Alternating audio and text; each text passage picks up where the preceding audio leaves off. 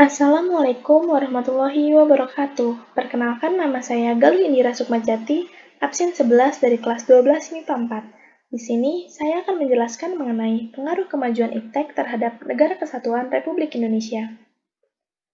Pengertian dari iptek sendiri adalah sumber informasi yang mampu menambah wawasan dan kemampuan di bidang teknologi, di mana kemajuan iptek yang telah dicapai saat ini memberikan kemudahan dan kenyamanan bagi kehidupan manusia. Adapun manfaat iptek yaitu 1. Kehidupan manusia menjadi lebih praktis. Kedua, ekonomis dan efektif. Ketiga, menghasilkan keuntungan secara material. Keempat, mudahnya berkomunikasi tanpa batas. Dan yang kelima, memperluas jaringan di berbagai aspek kehidupan. Dampak iptek ada dua macam, yaitu dampak positif dan dampak negatif, di mana masing-masing mencakup 1. Aspek politik, kedua, aspek ekonomi, ketiga, aspek sosial budaya, dan yang terakhir, aspek hukum, pertahanan, dan keamanan.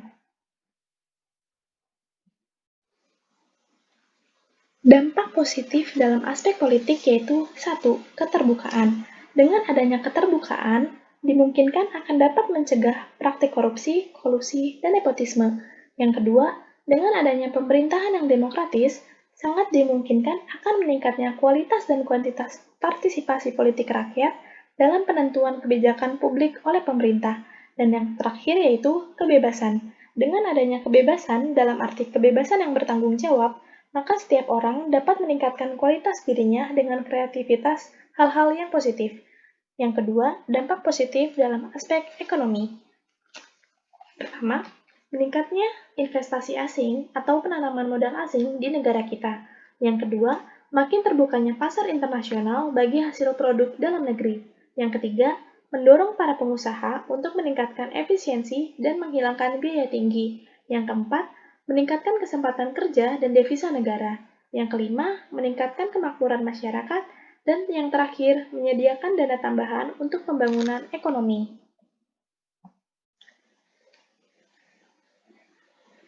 Selanjutnya, dampak positif dalam aspek sosial budaya. Yang pertama, munculnya internet. Yang kedua, makin canggihnya alat komunikasi. Yang ketiga, belajar cara hidup, pola berpikir yang baik, maupun ilmu pengetahuan dan teknologi dari bangsa lain yang telah maju untuk kemajuan dan kesejahteraan negara kita. Kemudian, yang terakhir yaitu aspek hukum, pertahanan, dan keamanan.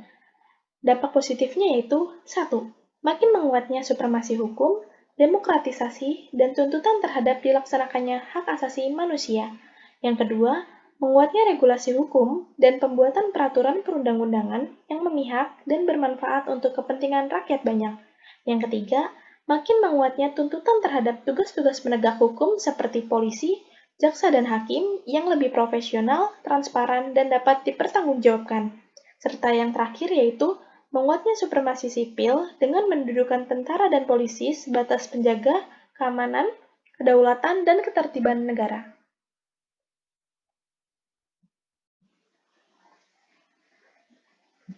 Selanjutnya, dampak negatif. Dampak negatif dalam aspek politik yaitu 1. Memengaruhi pikiran masyarakat untuk berpaling dari ideologi Pancasila. Yang kedua, terganggunya stabilitas politik nasional. Yang ketiga, terjadinya tindakan-tindakan anarki. Dan yang keempat, gerakan radikalisme dan terorisme. Selanjutnya, dampak negatif dari aspek ekonomi. Yang pertama, Indonesia akan dibanjiri oleh barang-barang dari luar negeri seiring dengan adanya perdagangan bebas. Yang kedua, cepat atau lambat, perekonomian negara kita akan dikuasai oleh pihak asing. Yang ketiga, akan timbulnya kesenjangan sosial yang tajam sebagai akibat dari adanya persaingan bebas. Yang keempat, pemerintah hanya sebagai regulator pengatur ekonomi yang mekanismenya akan ditentukan oleh pasar. Dan yang kelima, sektor-sektor ekonomi rakyat yang diberikan subsidi semakin berkurang.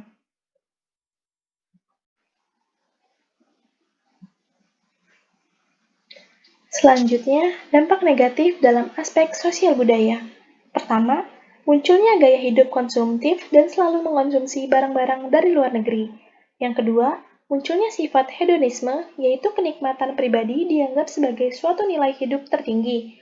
Yang ketiga, adanya sikap individualisme, yaitu sikap selalu mementingkan diri sendiri serta memandang orang lain itu tidak ada. Yang keempat, bisa mengakibatkan kesenjangan sosial yang semakin tajam antara yang kaya dan yang miskin. Yang kelima, munculnya gejala westernisasi, yaitu gaya hidup yang selalu berorientasi kepada budaya barat.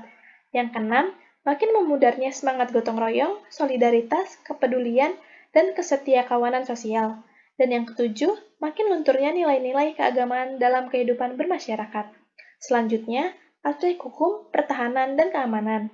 Yang pertama yaitu menimbulkan tindakan anarkis yang dapat mengganggu stabilitas nasional dan ketahanan nasional, serta berkurangnya peran masyarakat dalam menjaga keamanan dan ketertiban dan kedaulatan negara.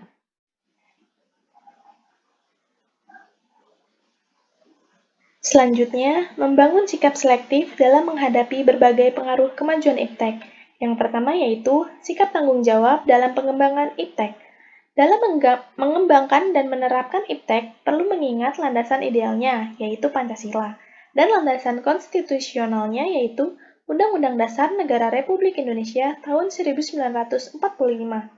Adapun Pancasila yaitu sila ketuhanan yang Maha Esa, di mana berisi peringatan kita bahwa manusia, semua ilmu yang ada di dunia berasal dari Tuhan.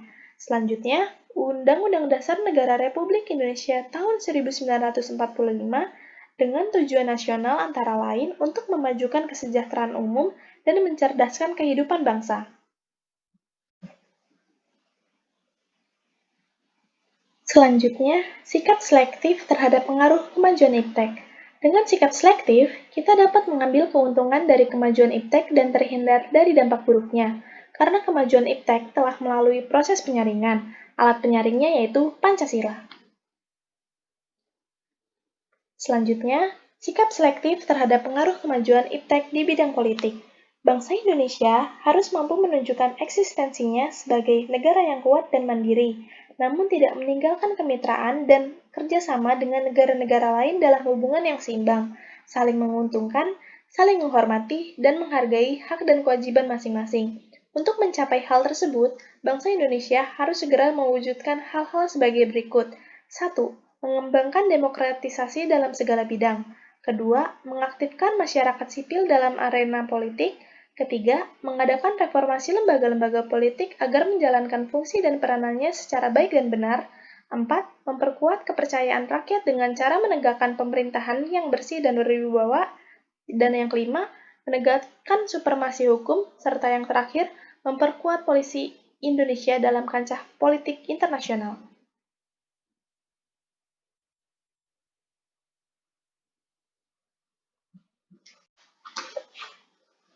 Berikutnya, sikap selektif terhadap pengaruh kemajuan iptek di bidang ekonomi. Sistem ekonomi kerakyatan merupakan senjata ampuh untuk melumpuhkan pengaruh negatif dari kemajuan iptek dan memperkuat kemandirian bangsa kita dalam semua hal. Untuk mewujudkan hal tersebut, perlu kiranya segera diwujudkan hal-hal di bawah ini. 1. Sistem ekonomi dikembangkan untuk memperkuat produksi domestik untuk pasar dalam negeri sehingga memperkuat perekonomian rakyat. Kedua, pertanian dijadikan prioritas utama karena mayoritas penduduk Indonesia bermata pencaharian sebagai petani. Ketiga, industri-industri haruslah menggunakan bahan baku dari dalam negeri. Keempat, diadakan perekonomian yang berorientasi pada kesejahteraan rakyat. Artinya, segala sesuatu yang menguasai hajat hidup orang banyak haruslah bersifat murah dan terjangkau. Yang kelima, tidak bergantung pada badan-badan multilateral seperti pada IMF, Bank Dunia, dan WTO. Dan yang keenam, mempererat kerjasama dengan sesama negara berkembang untuk bersama-sama menghadapi kepentingan negara-negara maju.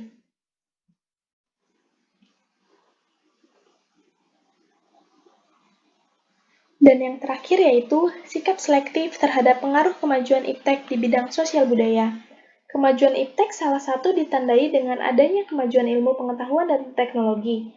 Agar hal tersebut bersifat positif dan dapat diserap ke dalam budaya kehidupan kita sehari-hari, maka kita perlu mengusahakan perubahan nilai dan perilaku antara lain. 1. Terbuka terhadap inovasi dan perubahan. 2. Berorientasi pada masa depan daripada masa lampau. Ketiga, dapat memanfaatkan kegunaan iptek. Keempat, menghargai pekerjaan sesuai dengan prestasi. Kelima, menggunakan potensi lingkungan secara tepat untuk pembangunan berkelanjutan. Dan yang terakhir, menghargai dan menghormati hak-hak asasi manusia. Sekian penjelasan dari saya, kurang lebihnya mohon maaf. Wassalamualaikum warahmatullahi wabarakatuh.